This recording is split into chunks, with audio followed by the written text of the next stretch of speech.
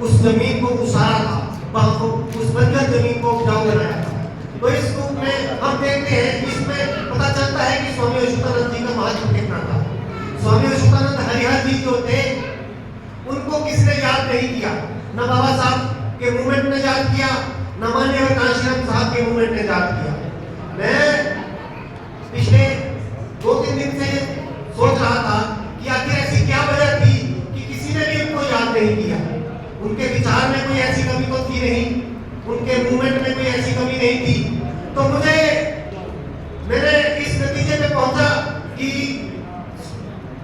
अच्युतानंद जी हरिहर को शायद इसलिए याद नहीं कर पाए कोई, क्योंकि अच्युतानंद हरिहर, ये जो आप इमारत देख रहे हैं, बहुजन समाज के जो, दलित समाज के जो इतने विशाल आंदोलन की जो आप इमारत देख रहे हैं, अच्युतानंद हरिहर उस इमारत की नींव के पत्थर थे।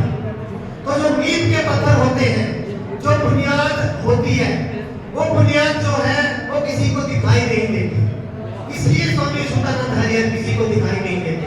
आप देख लीजिए पूरे देश के अंदर, पूरे दिल्ली के अंदर उनके नाम पे कोई कार्यक्रम या कोई इस तरह के नहीं किए जाते। MP सिंह पहले व्यक्ति है जो उनके लिए काम कर रहे हैं, उनका साधुवाद है।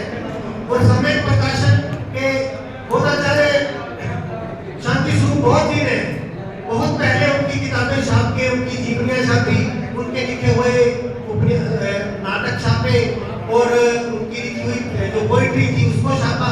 उसको छापने के बाद पूरे देश में घर घर में पहुंचाने वाली शांति स्वरूप बहुत ही थे। दूसरे पब्लिशरों ने जो कुछ लिखा, जो कुछ छापा, वो तो लाइब्रेरियों में पड़ा रहता है, समाज तक नहीं पहुंच पाता। अब देखने की बात यह है कि स्वामी अच्युतानंद हरिहर जी ने अपना मूवमेंट जो था, वो जो पहली बार उन्होंने मूवमेंट चलाया, वो किन हालातों में चलाया। उनके समय में लोग गरीब बहुत थे, लोग अनपढ़ थे। तो आप अंदाजा लगा सकते हैं कि ऐसे हालात में मूवमेंट चलाना कितना मुश्किल रहा होगा। लोग इतने अनपढ़ थे कि जब उन्होंने अपनी रचनाएं लिखी, अपनी किताबें लिखी, तो आप जानकर आपको ताज्जुब होगा कि वो पहले राइटर हैं जिन्होंने अपनी किताबें पाठकों के लिए नहीं लिखी। उन्होंने अपनी किताबें श्रोताओं के लिए लिखी, सुनने वालों के लिए। उन्होंने इसी वजह से होली में, भजन में, तोबादी में, गजल में इस तरह की उन्होंने चीजें लिखी ताकि लोग, हमारे जो मूवमेंट के सिंगर हैं, वो उनको गाएं और आम जनता उनको सुन के समझ सके। क्योंकि उनको पता था कि उस समय हमारे समाज के लोग पढ़े लिखे लोग नहीं थे। तो उन्होंने ऐसी चीजें लिखी जो गाई जा सकती हैं, तो हमारे सिंगर लोग उनको गाएं और हमारे जो आम समाज के लोग हैं वो उसको सुन के दें। और उन्होंने 2 नाटक लिखे, रामराज्य न्याय नाटक, शंभू टूनी वगैरह। जो उन्होंने नाटक लिखे वो इसीलिए लिखे कि लोग उनको देख के सीख सके, क्योंकि बहुत कम लोग थे वो उस समय जो पढ़े लिखे थे। और जो लोग पढ़े लिखे थे उनके लिए उन्होंने उस जमाने में अपनी एक अखबार शुरू कर चुके थे वो। तो उन्होंने जो चीजें लिखी वो पाठकों के लिए नहीं लिखी, वो श्रोताओं के लिए और दर्शकों के लिए लिखी। और इस तरह से उन्होंने अपना उस बुरे हालात में मूवमेंट चलाया। और उनका जो मूवमेंट था 2 तरीकों से उन्होंने चलाया। पहला तरीका ईमानदारी से चलाया और दूसरा निडरता से चलाया।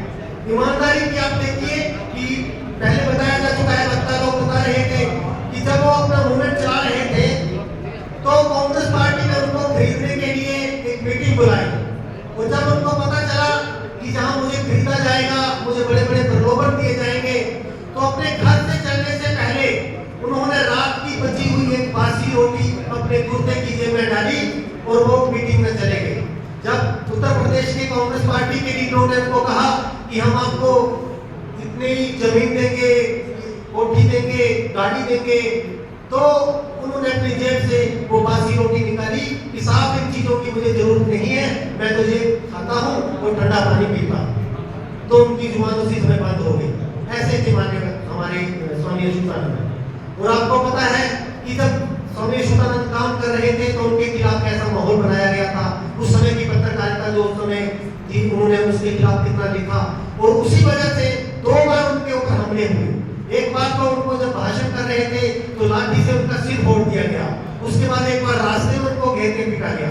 और 2 बार हमले होने के बावजूद भी उन्होंने अपना जो मूवमेंट था, अपना जो काम था वो छोड़ा नहीं। इतनी निडरता से और इतनी ईमानदारी से मूवमेंट चलाया। और आज हम देख रहे हैं कि हमारा जो बहुजन जो नेता लोग हैं वो किस तरह बिकते हैं, वो पूरे का पूरा आंदोलन किस तरह धराशायी हो जाता है। तो हमारे पूरे आंदोलन को उनसे सबक लेना चाहिए कि जिस तरह से हमारे स्वामी अच्युतानंद हरिहर जी अपना आंदोलन चला के गए ईमानदारी से और निर्भरता से, उसी तरह से वो लोग भी अपने इस मूवमेंट के लिए काम करें। हम सब उनसे आज के दिन यही सीखें। इसी के साथ मैं आप सभी लोगों का धन्यवाद करता हूँ। स्वामी अच्युतानंद हरिहर जी को नमन करता हूं।